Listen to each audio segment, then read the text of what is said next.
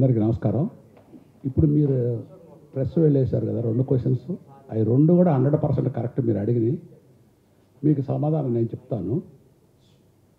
నిన్న police commissioner గారి దగ్గర సినిమా ఇండస్ట్రీకి సంబంధించిన కొద్దిమంది హీరోలు, ఒకళ్ళిద్దరు డైరెక్టర్లు ప్రెస్ మీట్ పూర్తిగా నేను చూశాను.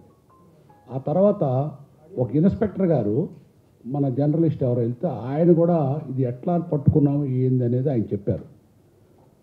ఫస్ట్ ఒక దొంగను పట్టుకోవటం ఈజీ, ఒక స్మగ్లర్ని పట్టుకోవటం ఈజీ, ఒక మాఫియా వాళ్ళని పట్టుకోవటం ఈజీ. కానీ ఈ సినిమా ఇండస్ట్రీలో ఆ ఇన్స్పెక్టర్ గారు చెప్పిన దాన్ని బట్టి చూస్తే తెలంగాణ పోలీస్ డిపార్ట్మెంటు ఇండియాలోనే అత్యుత్తమ పోలీస్ డిపార్ట్మెంట్గా అర్థం అవుతుంది. అతను ఎట్లా పట్టుకున్నారు ఏందనేది. సినిమా ఇండస్ట్రీ తరఫున ఆ ఇన్స్పెక్టర్ గారి దగ్గర నుంచి ఆ పోలీస్ కమిషనర్ గారికి మేము అందరం ప్రతి ఒక్కళ్ళం ఎప్పటికీ కృతజ్ఞతగా ఉంటాం. ఎందుకంటే ఇది సామాన్య విషయం కాదు. ఇకపోతే అసలు విషయం, నేను ఇప్పుడు మాట్లాడేది ఒక 50 ఏళ్ల సినిమా ఇండస్ట్రీలో అనుభవం ఉండి మాట్లాడుతున్నాను. అసలు ఒక మనిషి హోటల్కి వెళ్ళి భోజనం చేస్తే 100 తీసుకోవచ్చు, 200 తీసుకోవచ్చు, 1000 తీసుకోవచ్చు. 10,000 ఎవరు తీసుకోలేరు, వాళ్ళు తినలేరు. అట్లానే మీరు పెద్ద పెద్ద బడ్జెట్లు సినిమా తీసామని ఒక సినిమాకి 1000 రూపాయలు టికెట్ పెడితే ఇదేంటంటే ఒక సినిమా అనేది ఒక వ్యామోహంతో కూడుకున్నది. దాన్ని క్యాష్ చేసుకోవడానికి మీరు 1000 రూపాయలు టికెట్ పెడితే డబ్బులు ఉన్నవాళ్ళు వెళ్తారు, ఆకలి ఉన్నాడు ఆ సినిమా చూడాలన్నవాళ్ళు ఈ ఐబొమ్మ మీదే ఎక్కువ ప్రిఫర్ చేస్తున్నారు, మాకు ఫ్రీగా వస్తుందని. నిజం మాట్లాడుతున్నాను నేను. అంటే ఒక రకంగా మీరు ఈ రేట్లు ఎక్కువ పెంచడం వలన దొంగతనానికి ఎక్కువ అలపడుతున్నారు ఆడియన్స్. ఎందుకు? మనకు ఫ్రీగా వస్తుంది చూస్తామని. అదొకటి. రెండోది, సినిమా ఇండస్ట్రీలో ఇది మా అందరికి తెలియటానికి మాట్లాడుతున్నాం. మీ ఇష్టం వచ్చినట్టు బడ్జెట్లు పెట్టి సినిమా క్వాలిటీగా తీయండి, కానీ ఒక వ్యక్తికో ఇద్దరు వ్యక్తికో 90% ఇస్తున్నారు రెమ్యునరేషన్స్. అది ఆ బడ్డలు మొత్తం వెళ్ళి ఆడియన్స్ మీద పడిపోతుంది. అది కూడా 1, 2, 3 లేకపోతే ఒక 10 సినిమాలు సంవత్సరానికి రిలీజ్ అవుతున్నాయి. వీటి వలన 90% పిక్చర్స్ సఫర్ అవుతున్నాయి చిన్న సినిమాలు. ఎందుకంటే అది కలర్ఫుల్గా ఉంటుంది కాబట్టి ఎక్కువ దాన్ని ప్రిఫర్ చేస్తారు. కానీ ఆ క్వాలిటీ ఖర్చు పెట్టకుండా మీరు ఆర్టిస్టులకు రెమ్యునరేషన్ ఇచ్చి వాళ్ళు ఎక్కడ దేవుళ్ళలాగా చేస్తున్నారు కాబట్టి అది ఆడియన్స్ అంత రేట్ ఇచ్చుకోలేక దొంగతనంగా పడ్డ సినిమాలకు చూడటానికి అలవాటు పడుతున్నారు. అది కూడా మా ప్రొడ్యూసర్స్ మిస్టేకే. కారణం ఏంటంటే అంత రెమ్యునరేషన్ వాళ్ళు ఇచ్చుకోవటం వల్ల ఆ సినిమా 90% ఆర్టిస్టుల రెమ్యునరేషన్, డైరెక్ట్ రెమ్యునరేషన్ అవుతుంది. క్వాలిటీ 10% ఖర్చు పెడుతున్నాం పెద్ద సినిమాలు. అదొకటి. రెండోది, ఇందాక మీరు అడిగారు ఆ దొంగల్ని శిక్షించటం కాదు, ఈ సాఫ్ట్వేర్ మీలో వెళ్ళిందని. అది 100% కరెక్ట్.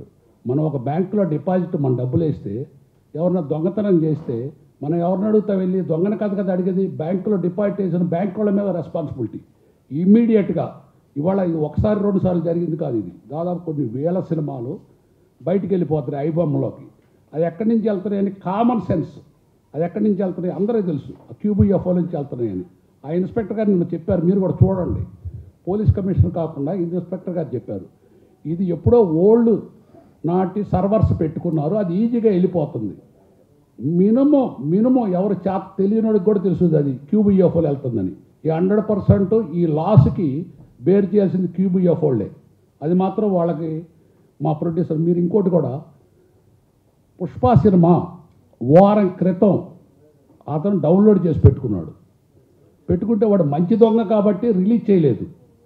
అది రిలీజ్ చేసినట్టు ఏమైపోతారు? ఆ ఫైనాన్సర్లు ఏమవుతారు, ఆ నిర్మాతలు ఏమైపోతారు, థియేటర్స్ అడ్వాన్స్ ఇచ్చిన ఏమైపోతారు చెప్పండి మీరు.